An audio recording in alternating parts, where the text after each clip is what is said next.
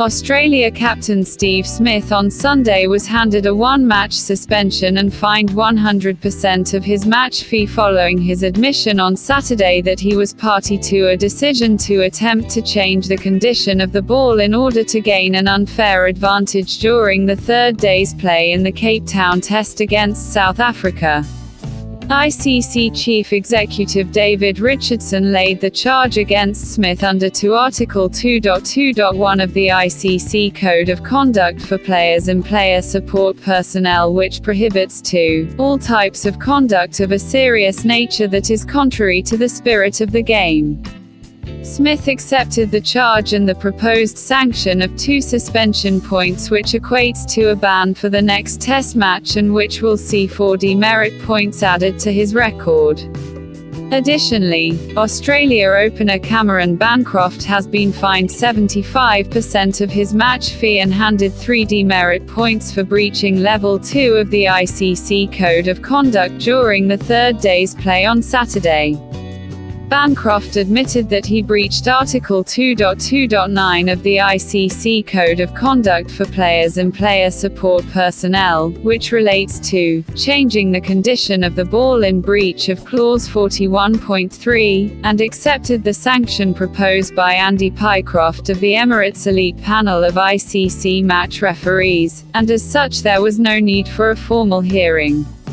The incident that led to the charges being laid took place during South Africa's innings on Saturday afternoon, when Bancroft was seen on television holding a foreign object while rubbing the ball, before hiding the object in his pocket, then inside his trousers.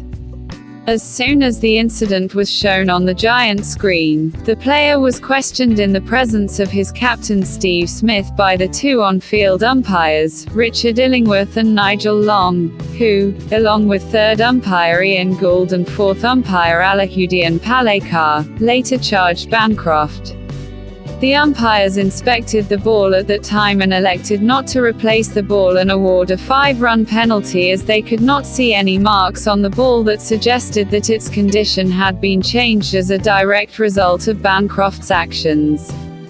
The umpires though agreed that Bancroft's actions were likely to alter the condition of the ball, and he was therefore charged under Article 2.2.9.